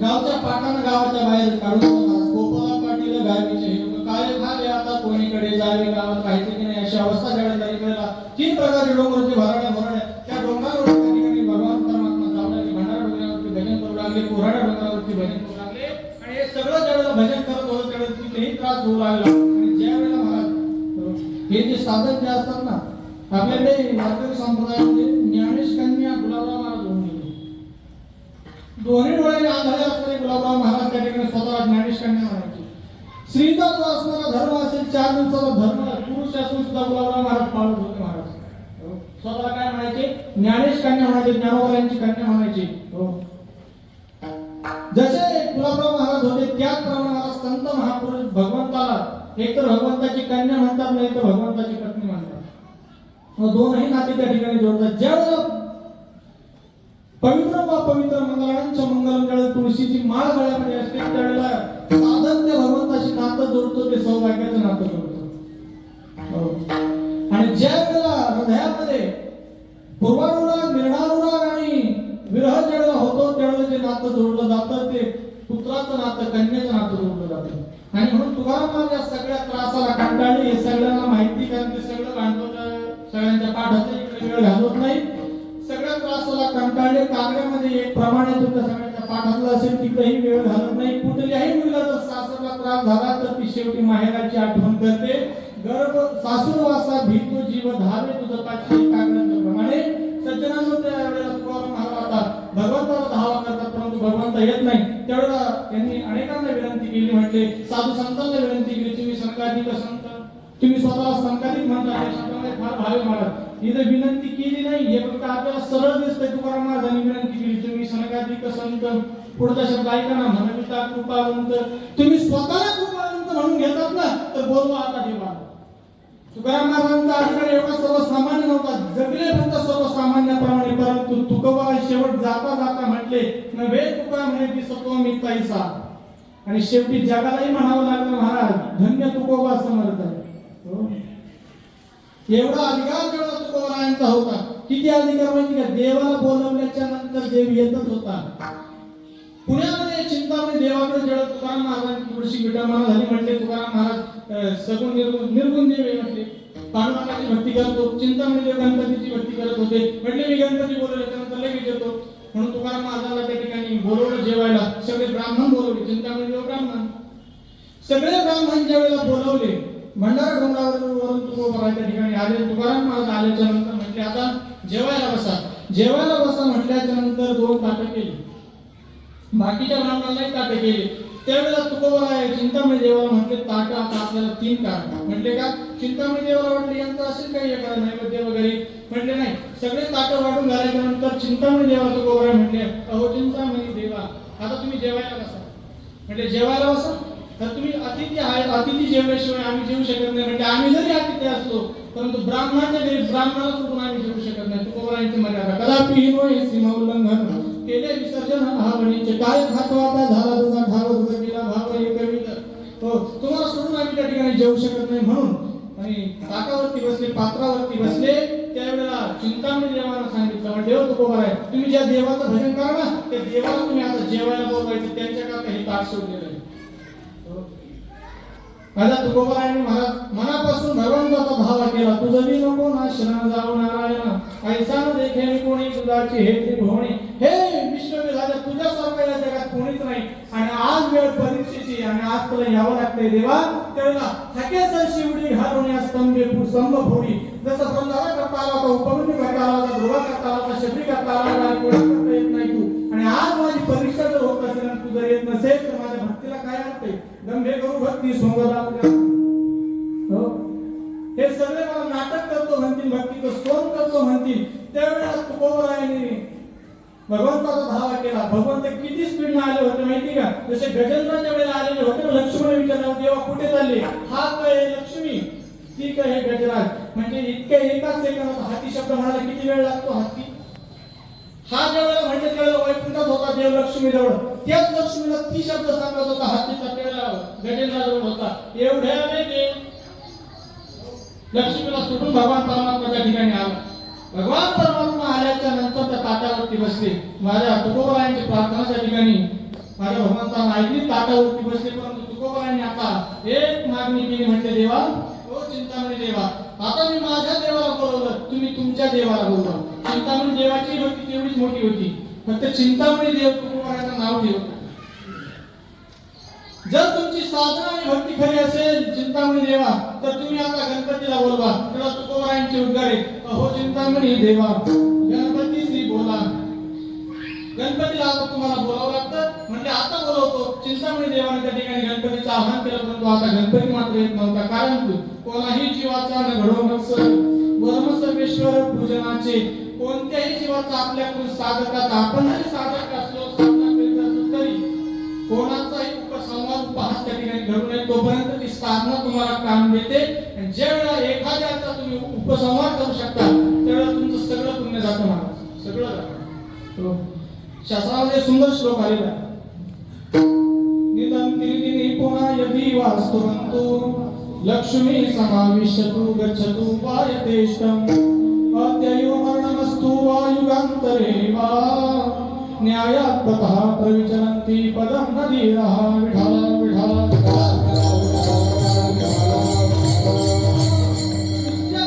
साधकाची देवाची निंदा केल्याच्या नंतर आपलंही पुण्य जातं महाराज. हे शरीर 3.5 हाताचा डबा आहे आणि हा 3.5 हाताचा जो डबा आहे सज्जनांनो एखाद्या बाटलीमध्ये तुम्ही पेट्रोल भरून ठेवा आणि तिथं भुजल कुठे ठेवा पेट्रोल काय करतं? उडून जातं ना. तसा 3.5 हाताचा डबा आहे आणि तुमचं पुण्य तुम्ही पेट्रोल या डब्यामध्ये भरलेलं आहे. जोपर्यंत तुम्ही दुसऱ्याची निंदा करता वाचेल मी परमार्थ केला, मी केलं, मी हे केलं, मी ते केलं, जेव्हा मी म्हटलं जातं ना त्यावेळेला या 3.5 हाताच्या डब्यातून या तोंडरूपी झाकणातून दुसऱ्यातून पुण्य निघून जातं आणि शेवटी पत्रात काहीच पडत नाही. म्हणून चिंतामणी देवाच्या बाबतीत तेच झालं होतं. माझा देव येतो मी बोलवल्यानंतर मग तुकोबरायांनी सांगितलं देवा आता तुमच्या गणपतीला बोलवा. त्यावेळेला म्हटले अहो चिंतामणी देवा गणपतीशी बोलवा. गणपतीचा धावा बोलला की गणपती येत नाही, गणपती येत नाही. त्यावेळेला बराच वेळ झाला तरी तुकोबराय आणि बाकीचे ब्राह्मण म्हटले देवा अरे का गणपती येईना? वाढ वेळ झाला शिळे झाले अन्न. हो अन्न शिळे झाले आता वाढ वेळ झाला शिळे झाले अन्न. तटस्थ ब्राह्मण बैसले येते. अहो अख्खे ब्राह्मण त्या ठिकाणी तटस्थ बसले. अन्न शिळे झालं तुमचा देव काय येत नाही? तेव्हा तुकोबरायांनी सगळा प्रकार सांगितला. म्हणजे माझा याचं कारण मी कधी तुझी निंदा केली नाही आणि तू माझी निंदा केली माझी केली याच्यापेक्षा जाऊ दे परंतु तू माझ्या देवाची निंदा केली आणि म्हणून त्या ठिकाणी आज तुझा गणपती तुला येणार नाही. आणि नंतर सगळी जेवण झाल्यानंतर गणपती आली म्हटली होती वेळी का आली नाही तर हा प्रकार सांगितला म्हणजे निंदन तिन्ही पुन्हा येती वास परंतु निंदा कोणाची करू नको. विढाला विढाला विठाला विठाला विठाला एवढा अधिकार तुकोबरायांचा होता. आणि म्हणून त्या ठिकाणी तुकोबरायांनी विनंती केली. तुकोबरा या सासरच्या त्रासाला कंटाळले, कारण तुकोबरायांचं जे माहेर होतं आपुल्या माहेरला जायचं मी आता. कोणतं माहेर आहे? वैकुंठ. त्यांनी घर कुठे केलंय? वैकुंठ भुवनी घर केले. वैकुंठ हे त्यांचं माहेर आहे आणि मी आता माझ्या माहेरला जाईन, पण माहेरला निरोप केला पाहिजे म्हणून त्यांनी संघाधिक संतांना विनंती केली. विनंती नाही केली, धिक्कारून बोलले. धिक्कारून बोलले एवढी त्यांना थोडक्यात कोंबडा मारलाय संघाधिक संतांना. तुम्ही संघाधिक संत म्हणविता कृपा म्हणत. हे संघाधिक संत तुम्ही स्वतःला कृपावंत म्हणतात ना, तुमचं अंतकरण जर साधूच असेल ना तर माझ्या देवाला माझी विनंती पाठवा. तुम्ही स्वतः म्हणून घेतात ना आम्ही संघाधिक आहे, तर जर खरंच तुम्ही संघाधिक संत असाल तर तुम्ही माझ्या देवाला निरोप पाठवा. तुम्ही संघाधिक संत म्हणविता कृपावंत आणि माझ्यावर उपकार करा. मी अनाथ आहे, निर्नाथ आहे त्या ठिकाणी, एवढा करा उपकार. सांगा देवा नमस्कार. हो माझी भागावी करुणा विनवा पंढरीचा राणा. पंढरपुरात जरा माझा निरोप द्या. तेव्हा संघाधिक संतही त्या ठिकाणी म्हटले आमच्यातून हे काम होणार नाही. म्हटले का गरुडावरती तो देव बसलाय म्हणजे ज्याच्यावरती बसलाय त्याला धावा करा. कोणावरती बसलाय? गरुडाचे पायी हे वेळोवेळ आढळी वेगी आणावा तो हरी मदतीना ते धरी. गरुड म्हटलं माझ्या मी तर वाहन आहे, ड्रायव्हर आहे, जोपर्यंत मालक बसत नाही तोपर्यंत मी आणू शकत नाही. ड्रायव्हरचं काम मालक गाडी बसला तर मालक ड्रायव्हर गाडी चालू करेल ना. म्हणजे नाही म्हटले मग एक काम करा, मालक जर जागा करायचा असेल तर तुम्ही काय करा माहिती का, मालकाच्या पत्नीचं त्या ठिकाणी देव पाय लक्ष्मीचे हाती लक्ष्मीचे हात लक्ष्मीचे हात लक्ष्मीचे हात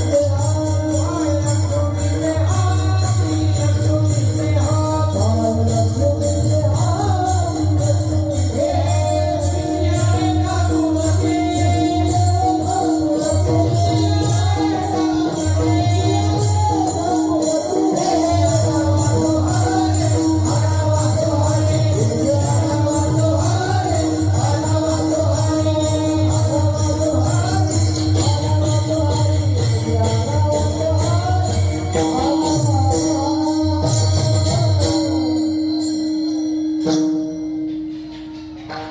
जिच्या ताब्यामध्ये देव आहे ना, पाय लक्ष्मीचे हाती तिसी यावे काकुळती वेगी आणावा तो हरी मदतीना ते उद्गारी. अरे लक्ष्मीच्या शेवटी पाय धुवायाच्या दैवा पात्र झाली. समुद्र मंथन 14 रत्न ज्यावेळी निघाली तेव्हा लक्ष्मी निघाली ना, देवाच्या गळ्यामध्ये हार घालायला गेली. देवानं पाठ फिरवायची म्हणजे देवा माझा स्वीकार करा म्हटले. माझं सगळं शरीर वाटलं गेलं, फक्त पाय रिकामी. ती म्हणजे मी पायाची दासी होईल म्हणजे तुमचे पाय माझ्या स्वाधीन राहतील. आणि म्हणून पाय धुवायाच्या दैवा पात्र झाली. ज्ञानोबा वर्णन करतात अभिमान सांगून पांडवा सर्वस्वी करुणी सेवा पाय धुवायाच्या दैवा पात्र झाली. आणि म्हणून त्यांनी त्या ठिकाणी सेवा केली, लक्ष्मीचीही सेवा केली, लक्ष्मीचाही दावा केला तरी पण काम होईना. आणि शेवटी तुकोबरायांनी काय केलं माहिती का, हे सगळ्यांना सांगितलं म्हणजे सासरचा जो त्रास आहे तो खूप होतोय. आता देवा तुला माझ्याकडे यावं लागेल, कारण माझं पूर्वानुवचन आहे. तुकोबराय जन्माला आले होते ना, म्हणजे मी चौघांच्या खांद्यावरती कधीच जाणार नाही याची तुला आठवण नाही का? मला न्यायला तू येणार होता. ज्यावेळेला हात दाह तुकोबरायांनी फोडला त्याला वैकुंठातून ज्यावेळेला भगवान परमात्मा गरुडावरती बसले, संपूर्ण सृष्टीवरती महाराज तेज, कारण भगवंताचं जे तेज आहे महाराज कसं आहे, अगणित लावण्य तेज पुण्याळे नवरत्न वेरेची शोभा एवढा असणार भगवंताचं तेज होती. सृष्टी सगळी तेजमय झाली होती. आणि भगवंत त्या ठिकाणी गरुडावरती बसून त्या ठिकाणी येत होते. महाराज येई ओ विठ्ठले माझे माऊली. आणि भगवंताचा असणारा पिवळा पितांबर गगनामध्ये झळकला. पिवळा पितांबर कैसा गरुडावर वैसुनी माझा कैवारी आला. आणि भगवान परमात्मा त्यावेळेला आले, त्यावेळेला तुकोबरायांची मनाची अवस्था ज्यावेळेला झाली होती, मन हे राम झाले, मन हे राम झाले, प्रवृत्ती वाचली कैसी निवृत्तीची आली.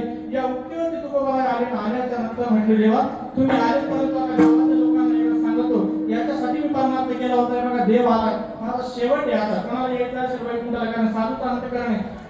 नवनीत कसा मागा, नवनीत जसं मऊ असतं, कोमल असतं, कोवळं असतं, तसं साधूचं अंतकरण असतं. म्हणजे ज्याला यायचं त्याचा उद्धार करून घ्या. गावचे लोक म्हणजे तू गावावर झाला, देव येत नसतो, तुला जायचं तर जाय. तुकोबरायांसोबत ती आली आणि शेवटी पत्नी म्हणजे तुम्ही जायचं तर जा, मी काही येऊ शकत नाही. म्हणजे मला वाटं लावायला तरी चला. आणि मग ज्यावेळेला वाटं लावायला तुकोबरायांपर्यंत येतात त्यावेळेला वाढ वेळ झाला पांडुरंग वैकुंठास रंग बोला येतो, देवा तुम्ही न्यायला आलात ना आता आपलं विमान सज्ज करा. आणि भगवान त्या ठिकाणी गरुडाला बोलवलं, आपलं विमान सज्ज केलं आणि विमानामध्ये तो कोबरा बसले आणि जगाला हात करून सांगतो, ऐका हे समाजानं जनांनो, तुम्ही एवढा जरी त्रास दिला असेल ना, या त्रासाचं मला काहीच वाटलं नाही, कारण माझ्या पाठीशी देव होता आणि मी आलो होतो फक्त जगद्गुरु तुका अवतार नामयाचा जगाला भक्तीचा मार्ग सांगण्याकरता. आणि जीवनाचं कृतकृत्य कशात होतं, तुम्ही जेव्हा साधना करून पूर्णाहुतीपर्यंत जातात तेव्हा परमात्मा कसा येतो हे दाखवण्याकरता मी जन्माला आलो होतो. आणि माझा संपूर्ण जीवनाचा अट्टास एकच होता की माझा शेवट गोड व्हावा, याच्यासाठी मी अट्टास केला होता आनंदाचं पहिलं. यासाठी केला होता त्रास. यासाठी केला होता त्रास.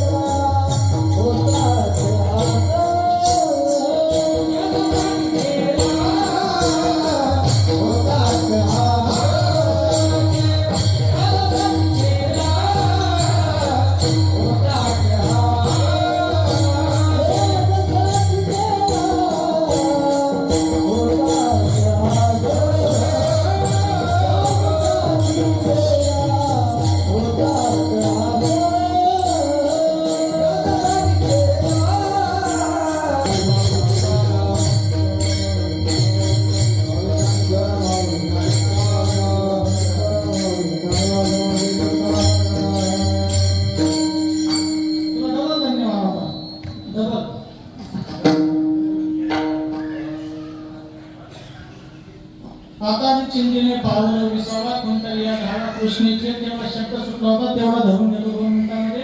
रामायणामध्ये जो आत्ताच होता तो जटाईचा होता सज्जनांना, परंतु जडराज स्वर्गामध्ये गेलेले होते आणि स्वर्गामध्ये गेलेले असताना तारुण्याच्या मध्ये मानी कोणाची शनी होता, शनीच्या डोळ्यावरती एक पट्टी बांधलेली होती आणि पट्टी त्याला मोडून काढली. म्हणजे हा कोण देवता डोळ्यावरती पट्टी बांधून बसलेली आहे, त्याचा राजा होता त्याला पट्टी काढली नाही म्हणून त्याने त्या ठिकाणी जागा दसरून ती पट्टी काढली. शनीची दृष्टी त्याच्यावरती पडली आणि शनी ज्याच्यावर दृष्टी टाकतो ते त्याला वक्र येतो. शनीने ज्यावेळेला दृष्टी टाकली त्यावेळेला त्याला काय केलं माहिती का, स्वर्गातून राजा दशरथाचं पतन झालं आणि आता राजा दशरथ स्वर्गातून पडत असताना जमिनीवरती झाडावरती खाटावरती कुठेतरी काट्याकुट्यामध्ये पडणार आणि मरणार. एवढ्यामध्ये जटाई नावाचा गिधाडाचा जातीचा तो पक्षी आकाशामध्ये आपले पंख विस्तीर्ण करून त्या ठिकाणी फिरत होता आणि फिरता फिरता गिधाडाला सगळ्यात लांब दिसतं. त्याच्याच भावानं सांगितलं की सीता किती लांब आहे, पण त्याला उठता येत नव्हतं संपाती. म्हणजे एवढ्या लांबून त्या ठिकाणी कोणतरी पडतंय म्हटल्यानंतर खाली पडल्यावर मारणार आहे आणि म्हणून जटाई आपला पंख विस्तीर्ण करून वरती उडत गेला. जवळ येऊन बघितलं म्हणजे उद्याला भविष्यामध्ये अयोध्येच्या राजगाडीचा वारस आहे म्हणून त्याला वाचवलं पाहिजे न्यायीतून. त्या जटाईनं आपले पंख विस्तीर्ण केले, पंखावरती राजा दशरथाला धारण केलं. बेशुद्ध अवस्थेमध्ये धारण करत असताना अज राजाच्या स्वाधीन राजा दशरथाला केलं. दशरथाच्या वडिलांचं नाव आहे अज. अज राजाच्या स्वाधीन केलं सांगितलं, म्हटले तुझा मुलगा आहे स्वर्गातून पडत होता, त्याला मेला असता इथपर्यंत आणलं. अशा म्हणजे राजा दशरथ शुद्धीवरती आले, म्हटले तुम्हाला वाचवलं कोणी.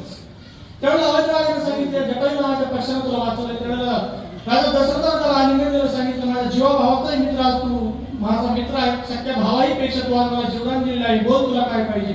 म्हणजे मला काहीच नको, काही मागायचे हेतून तुला मी वाचवलेलं नाही, परंतु देणं हा माझा स्वभाव आहे, तू माग. तेवढं त्याने सांगितलं, म्हटले तुझ्या जे ललाटावरच्या रेषा आहेत ना, यत्पूर्वं विना ललाट लिखितं तन्मादितुं तक्षतां धारा नैव पतन्ति किंदुषणं यत्पूर्वं विना ललाट लिखितं तन्मादितुं तक्षतां. मला मनुष्याचा जन्म नाही आणि म्हणून मी मुक्त होऊ शकत नाही गिधाडाच्या जन्मामध्ये. आणि माझ्या ललाट रेषा अशा सांगतात की मला कधीच मनुष्याचा जन्म नाही. माझी एकच इच्छा होती, मलाही तुझ्यासारखा एखादा मुलगा असावा आणि त्याच्या मांडीवरती माझं प्राणकर्म व्हावं, तुझ्यासारखा मुलगा असावा आणि तुझ्या सारख्या मुलाच्या हातून माझं प्राणकर्म व्हावं, त्याच्या मांडीवरती माझं जीव जावं, एवढीच अपेक्षा. म्हटली एवढीच अपेक्षेनं काळजी करू नको. तुला जरी मनुष्याचा जन्म नसता तर पुढे कुमार वयामध्ये माझा विवाह होईल, मला पहिला मुलगा होईल. जो कोणी पहिला मुलगा मला होईल मी तुला दत्तक म्हणून देऊन टाकेल. आणि नंतर पुढे राजा दशरथाचा विवाह झाला, वचन देऊन गिधाड त्याच्या काही निघून गेला. राजा दशरथाचा विवाह झाला, 3 पत्न्या केला, एकीलाही मुलबाळ होईना. शेवटी सांगितलं वशिष्ठानं 3 पशु मारायला लागतील, वनामध्ये गेला, शिकायला गेला. 3 पशु म्हणून एक श्रावण बाळ आणि त्याच्या आईवडिलांची हत्या केली. हे प्रकरण मोठं आहे सध्या. हत्या घडल्याच्या नंतर त्यांनी शाप दिला, तुला होतील पण एकही राहणार नाही, तुझ्या जवळ वगैरे वगैरे सगळं झालं. तो घरी आला तरी मुलं होईना. आणि मग वशिष्ठाने सांगितलं 3 पशूंची हत्या करून आल्यानंतर आता यज्ञ करायला लागेल. मग यज्ञाला कोण ज्यानं कधी संसारिकाचं अन्न खाल्लेलं नाही, ज्याला कधी गृहस्थाचं अन्न खाल्लेलं आणि असा ऋषी त्या ठिकाणी लागेल सज्जनांना, असा ऋषी शोधायचा पण करतो होता तो दुसऱ्या राज्यामध्ये होता. मध्ये शर्वी नावाची गंगा नदी होती, तो इकडे येऊ शकत नव्हता. परंतु त्यालाही विनंती केली, तपश्चर्या भंग करून त्या ठिकाणी त्याला आणावं लागलं. प्रमाण सगळ्यांच्या पाठातला आहे, देवांगना हाती आनंदीला शृंगी. शृंगी ऋषीला देवांगनाच्या मार्गातून पाचारण करण्यात आलं. शृंगी ऋषी आले, यज्ञ केला, राजा दशरथाला मोठं झालं. मुलगा झाल्याच्या नंतर पहिल्यांदा मुलाला होता, राम जन्माला होता. लगेच जटायूला निमंत्रण राजा दशरथाला पाठवलं, तुझं तुला अर्पण करायचं. दत्तक पत्र त्या ठिकाणी केलं गेलं आणि दत्तक म्हणून राजा दशरथानं रामाला जटायूला देऊन टाकलं. भगवान परमात्म्याला रामाला घेऊन जटायू वनावर जंगलामध्ये निघून चालला. समोरून नारदांचं आगमन झालं. महाराज नारदांचं ज्यावेळेला आगमन झालं त्यावेळेला नारदांना पाहिल्याच्या नंतर श्री संताची माता चरणावरी, श्री संताची माता चरणावरी, श्री संताची माता चरणावरी, संताची माता चरणावरी,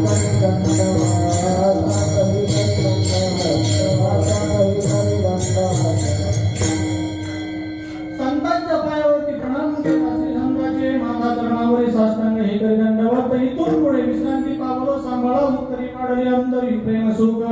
पुढच्या उत्तर शब्दाचा अर्थ आहे, पुढचा जो राहिलेला काळ आहे त्यामध्ये तुम्ही मला सांभाळा. नारदांना प्रणाम केला आणि प्रणाम केल्याच्या नंतर म्हटले काय, हे मुलगा कोणाचा आहे, पुढे घेऊन चालला. त्याला त्याला सांगितलं जटाने, हे मुलगा माझा आहे. म्हणजे तुझं आहे? म्हणजे नाही, तसं राजा दशरथाचं आहे, परंतु दत्तक म्हणून ते मला दिलेलं आहे.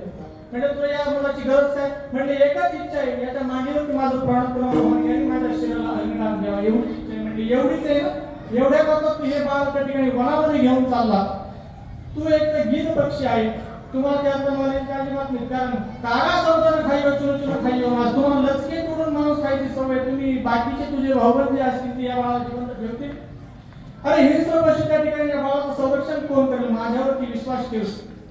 नारद बोलले, माझ्यावरती विश्वास ठेव, हा मुलगा तुझाच आहे, ही ठेव तुझीच आहे, माझ्यावरती तू विश्वास ठेव, ही तुझी जी ठेव आहे. सांभाळायला म्हणून राजा दशरथाकडे ठेव. ज्यावेळेला तुझा अंतकाळ समय जवळ येईल त्यावेळेला हाच मुलगा त्या ठिकाणी तुझ्यापर्यंत येऊन तुला प्राणक्रमण तुझं होईल. त्याच्या मांडीवरती तुला पाणी कोरेल, अग्निदाहही कोरेल. शेवटी संतांची पायी हा माझा विश्वास.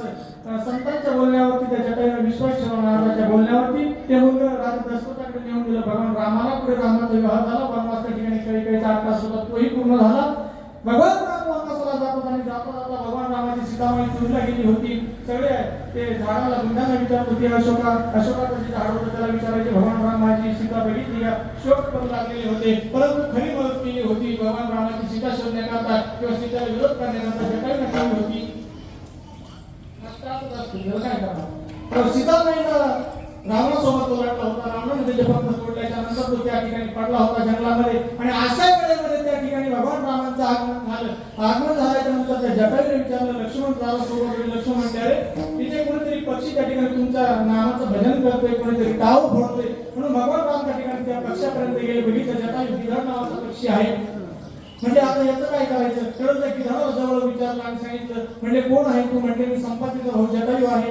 सूर्यासोबत लढायला गेलो होतो त्यावेळेला संपातीचे पंख जळाले, मी लवकर खाली आले म्हणून मी सुरक्षित राहिलो. परंतु कोणीतरी एक आकाश मार्गाने त्या ठिकाणी स्त्री घेऊन चाललेली होती. भगवान रामाला फोन सांगितली होती, सीता कोणी नेली? जटायूने.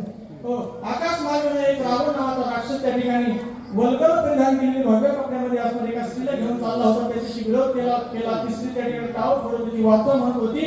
तिला विरोध करताना रावण त्या ठिकाणी माझे पंख छाटून टाकले, तेव्हा माझी अवस्था झाली. लिंक लागली, सीता कोण नेली? रावणाने नेली. भगवान रामाला कळालं, म्हणजे तू माझ्या कार्यामध्ये मदत केली.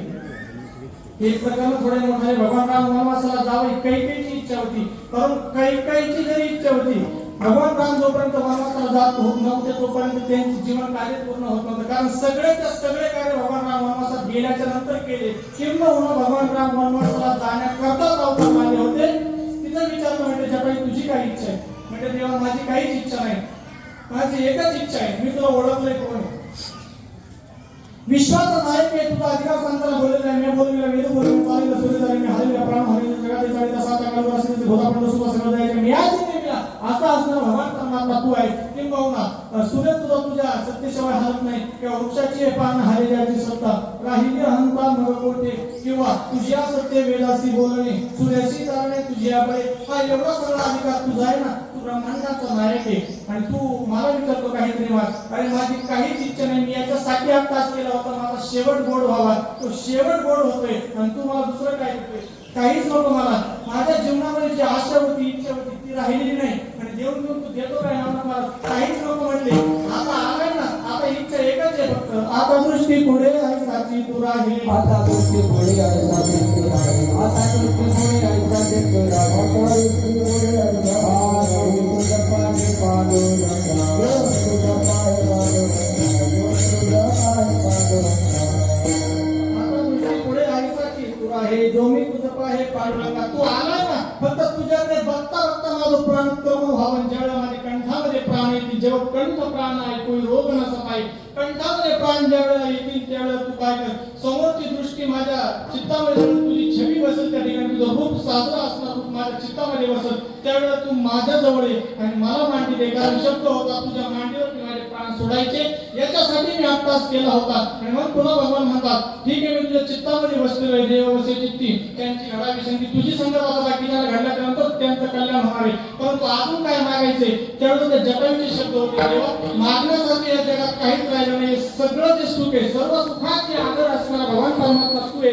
आणि दुसरं काय मागू तू असणारा मागण्याची गरज नाही. याचं कारण माझ्या जीवनामध्ये जी वासना होती, तृष्णा होती, इच्छा होती, की सगळी आता त्या ठिकाणी गुंतलेली आहे. आणि मी आता निश्चिंतपणे विसावा पावलेला आहे दुसऱ्याच्या अकाली ज्योतीने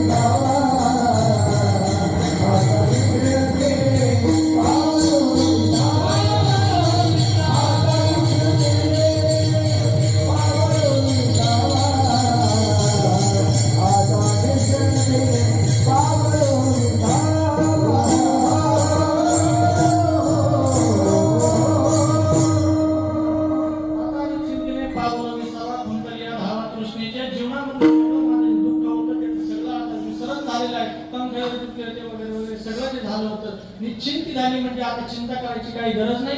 त्यावेळेस तसं तुकाराम महाराजांचं झालं होतं. जसं जटायूला देव भेटला किंवा तुकाराम महाराजांना भेटला म्हणजे आता माझ्या जीवनामध्ये काय राहिले नाही. धुंदल्या धावा दृष्टीच्या म्हणजे तुमच्या जीवनामध्ये कसं झालं म्हणजे कवटे झाली या वेताचे नाम मंगळाचे तेरे पूर्वी भगवंताचं दिव्य नाव घेतलं म्हणून माझा शेवट त्या ठिकाणी गोड व्हावा. शेवट गोड होण्यासाठी अंतकाळी ज्यांच्या नामाली मुखा तुका म्हणे सुखा पार नाही. परंतु अंतकाळ समयाला देवाचं नाव तोडात येण्यासाठी आयुष्यभर देवाचं नाव घ्यावं लागतं. तेव्हा त्याची कृपा होते. एक वेळेला शेवटला देवाचं नाव येतं आणि नंतर शेवटही गोड होत नाही. बरेच लोक म्हणतात अंतकाळी ज्यांच्या नामाली मुखा मला टायमाला नाव घेऊ आपल्याला द्यायचं ना ते आपल्याला लेक्चर देतात. लेक्चर आपल्याला देतात. महाराज काय म्हणले काय करायचं तुमचं काय झालं आमचं काय झालं. महाराज काय म्हणले महाराज काय म्हणतात तुम्हाला देव नाव नाही येणार तो तोंड वाकडं करून टाकेल. लातून केलं ते आणून टाकली होती येणार नाही महाराज. म्हणून आयुष्यभर जर परमात्मा केला तर शेवटच्या वेळेला त्याचं त्या ठिकाणी नामस्मरण घडत असतं. सज्जनांनो अंतकाळी ज्याच्या नाम आले मुखात त्याला तो शेवट त्याचा गोड होईल. आणि झाला आता कौतुक वाटलं म्हणजे आता इथून पुढचे दिवस आता मात्र आम्ही मुक्ती सोबत लग्न केले. तुका म्हणे मुक्ती करी नवरी आता दिवसाचारी खेळी मेळी. मुक्ती शब्दाचा अर्थ आहे पूर्णपणे मुक्त होता परी बळी झाला बद्दल. त्या मुक्ती सोबत आम्ही लग्न केले. 4 प्रकारच्या मुक्ती आहेत सलोपता समीपता सायुज्यता आणि पहिली सलोपता. या सगळ्या मुक्ती ज्या होत्या 4ही प्रकारच्या आता विस्तीर्ण आहेत. परंतु एका वृत्तीवरून दुसऱ्या वृत्तीवरती जाऊपर्यंत म्हणजे सलोपता मुक्ती भगवंताचा आणि आपला सलोखा साधणं. समीपता म्हणजे भगवंताचा सलोखा साधल्यानंतर देवाजवळ आपण जाणं समीपता. तिसरी स्वरूपता म्हणजे भगवंताच्या स्वरूपाला देव पाहावया गेलं त्याची देवाची भूमी ठेवलं आता मनामध्ये भाव येणं देव माझा मी देवाचा हीच माझी सत्य वाचा. तिथपर्यंत जाणं म्हणजे स्वरूपता. भगवंताच्या स्वरूपाला मन हे राम झाले त्या स्वरूपाला प्राप्त होणं. आणि शेवटची जी मुक्ती आहे सायुज्यता नावाची मुक्ती देवाच्या स्वरूपाला जाणं आणि शेवटी देवच म्हणून जाणं. आणि देवात आणि आपल्यामध्ये भेद नाही. या भेदाला ज्यावेळेला तुम्ही जाणार त्यावेळेस तुम्हाला संपूर्ण जीवनाचा चित्रपट तुमच्या पुढे येणार आणि त्यावेळेस तुम्हाला वाटणार तुका म्हणे दिवस तुगा म्हणे मुक्ती करणे नवरी आता दिवस चारी खेडी मेळी आता निश्चिंतीने पावलो विसावा कुंडलिया धावा कृष्णेची यथामय अवकाश करीने थोडासा लाईट घोटाळा गेला परंतु दोन प्रकारचा भावाचा आपण बघितला मतितार्थ सिद्धांत सहित त्या ठिकाणी पुराणातल्या सिद्धांताला थोडासा जागा आणण्याचा प्रयत्न केला चुकला असेल ते माझ्या बुद्धीचे दोष बरोबर असेल ते स्वामीजींचं या प्रसंगी